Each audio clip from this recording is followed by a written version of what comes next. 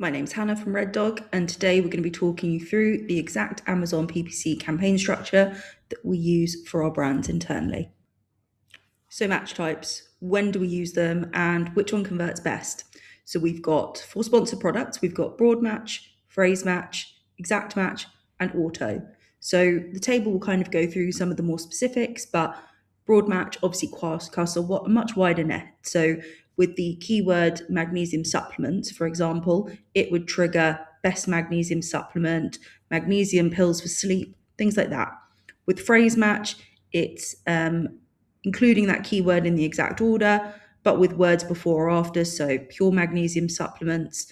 For exact, this is where you're really hitting the nail right on the head with the keyword. So for magnesium supplements, it would be magnesium supplement or maybe magnesium supplements. So it does include those plurals. Now with auto match, obviously this is selecting a wide range of relevant terms. I think this is really good for discoverability, but also for performance. Autos perform well. So I would have them running. And also the other thing I would say is when you're moving keywords from automatic to manual in your campaigns, never, ever, ever negate it out of an auto campaign where it is working. That's the first thing. The second thing is what one actually converts best. And obviously, this is a bit of a difficult answer.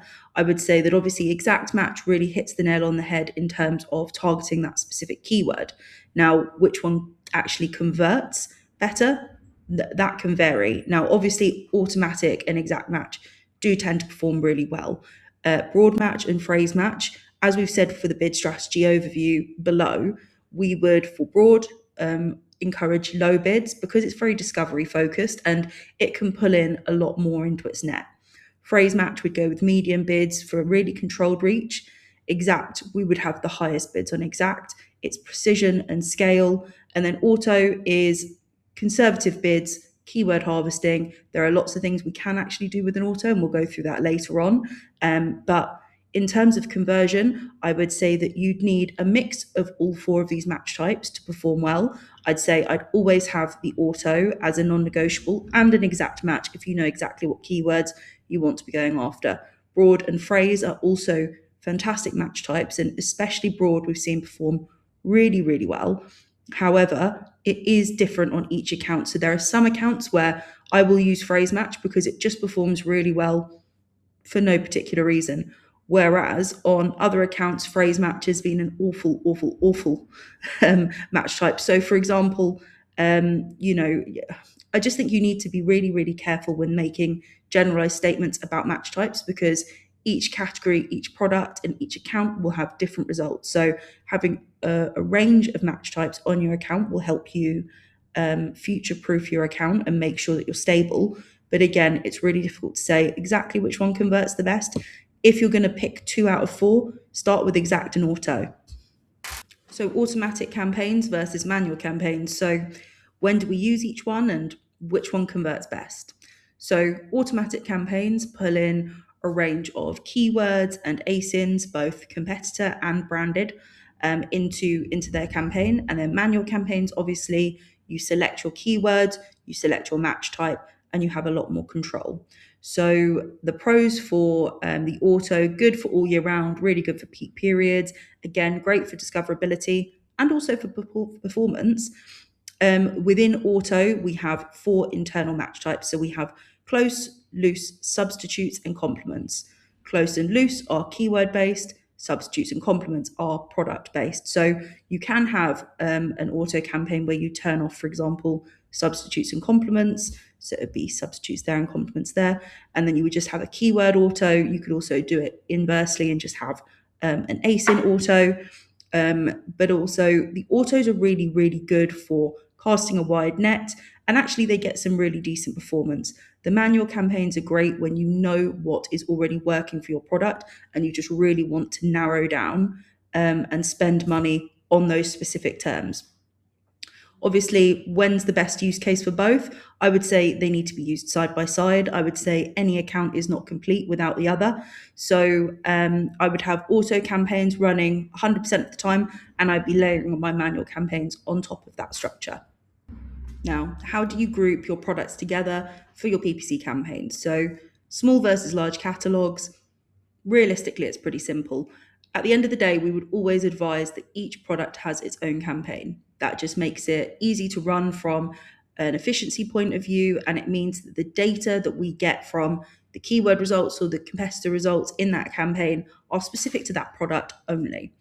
Obviously, we manage a lot of accounts with larger SKU counts, and it's just not possible because you're going to have way too many campaigns. Now, with a large catalogue, you do need to group these SKUs into groups. So whether that's by category type, whether it's by feature, whether it's by whatever else, it doesn't matter as long as it's clear to you and it works. Okay, so either you have a few SKUs and you're running, single product campaigns, or you've got multiple SKUs and you've got product groups that you manage.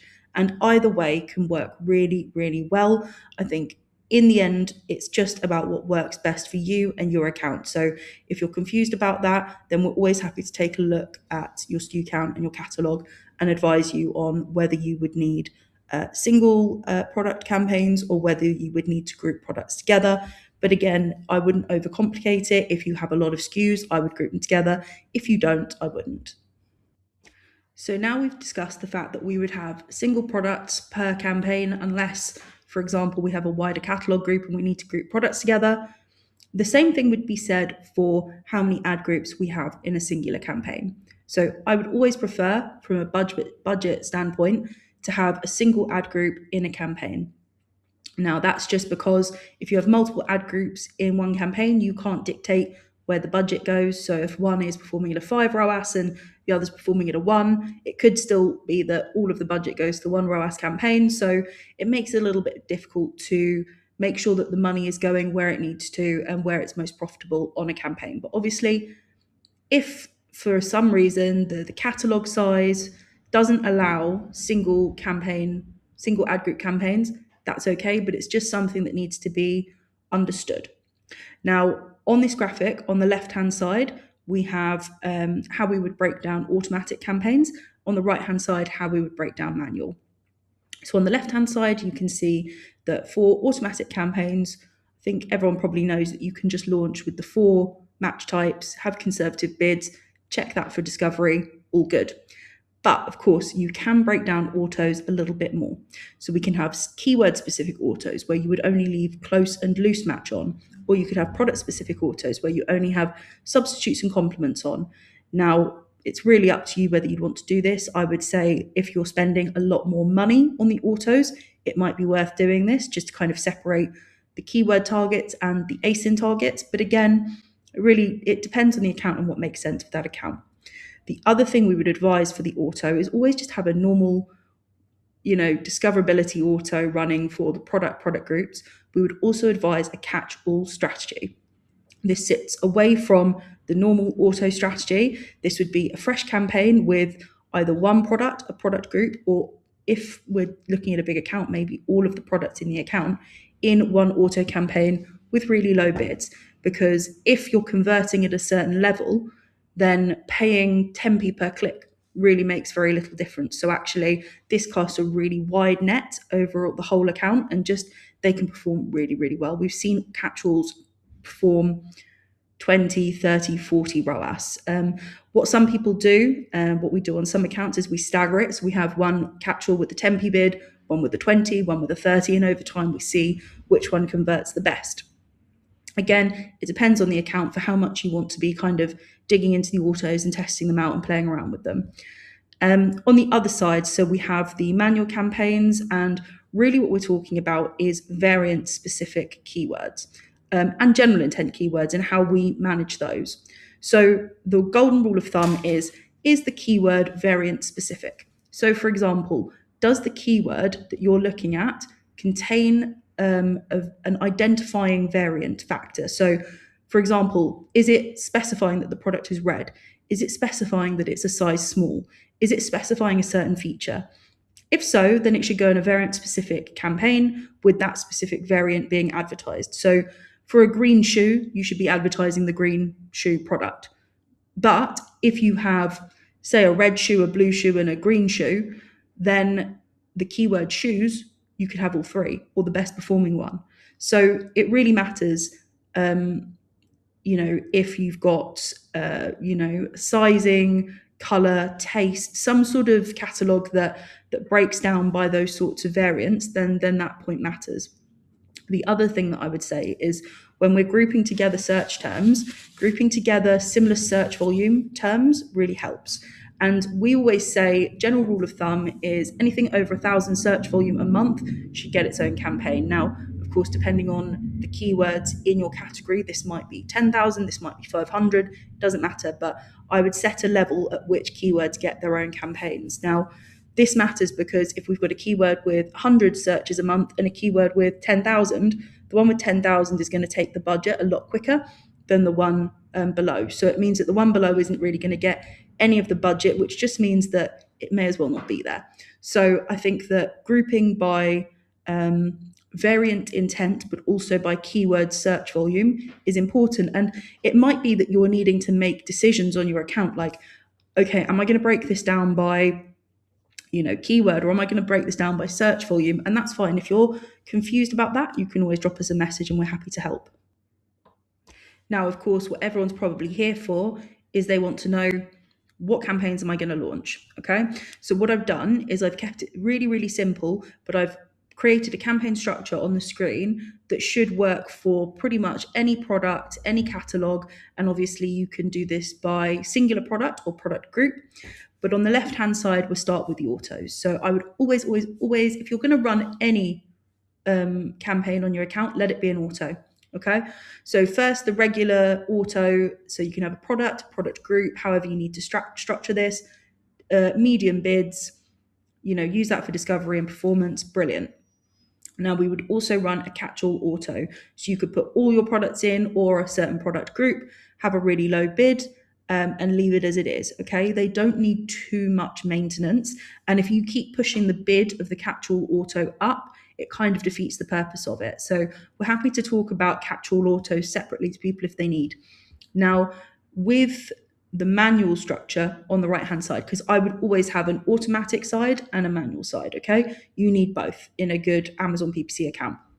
The first thing I would do is I would run a broad match modifier campaign for my root keywords. So for example, running shoes, or, whatever the root key terms of the product are, I would have them in a broad match modifier campaign. This covers, a lot of the different terms that might be surrounding your product, and it just gives you a bit of overall visibility. Then the next thing I would do is I would take my top and ranking terms and I put them in exact match campaigns. Now, they do not need to be in single keyword campaigns unless we're specifically pushing for ranking on a particular term. If you just want a nice, clean, easy structure, you can just put all the exact match terms into one campaign. Now, again, we would say no more than 5 keywords per campaign. Of course, this can stretch. So if you've got a load of keywords and you've got a massive catalog, we can stretch up to 10, 15. But I would say that really, as a rule of thumb, I would never exceed 5 keywords in a campaign. And so if you need to, I would have the root keywords broken down into, chunks. So like running shoes and sneakers, and the different routes could maybe take up their own campaigns. Then I would have a branded term exact match. So whatever your brand term is, misspellings, all of that, I would have in one exact match campaign as well for all of your products, just to make sure that if someone's searching for your brand specifically, that you're coming up. Then what I would do is I would have a competitor targeting campaign. So this is a product targeting campaign. You're targeting competitor ASINs. Now, originally, I would take lower rated or more expensive products and put them into a campaign. Again, no more than 5 per campaign. If you have several different competitors, it might be worth breaking them up into different competitor groups and just naming each campaign after a competitor. The next thing I would do is launch category targeting with filters. So I would go directly into my subcategory and I would have a filter for prices above my price and star ratings below my star rating. And this gives you a wide coverage in the category that surpasses the original specific competitor targeting. Now, of course, that's just a really nice, easy campaign structure to begin with. So really what you would have is a regular auto, catch-all auto, root keywords, the top keyword ranking terms, the branded terms, competitor targeting, and category. So you'd start with 7 campaigns at that level. I would give at least £10 to £20 per campaign. And again, if you can't start with 7 campaigns at £10 to £20 a day, start with the auto and the catch-all. Give them both £10 a day. Start those, start harvesting, start optimizing, then add in the root keywords, then add in the exact match, then add in the branded as things pick up. Because realistically, you don't need to launch everything at once. You just need to do what works for you. But this is a really nice, clean, simple structure that would work, I think, for most products or product groups at the launch phase. Obviously, it can get a lot more complicated than this, but this is keeping it nice and simple. I would say if you launch this, that you've got really good sponsored product coverage. Obviously, we're not talking about sponsored brands or sponsored display here. We're talking about sponsored products, but that's okay because sponsored products make up between 70 and 80% of all sales. So really, this is where you need to start, and this campaign structure is a great place to begin. Now, of course, Amazon PPC structures can be a little bit more complicated. And if anything we've said in the video has kind of raised any questions, then please feel free to reach out to me via LinkedIn or via our website. We're happy to answer any questions or take a look at accounts and let you know what we think the optimal structure would be. But thank you for listening.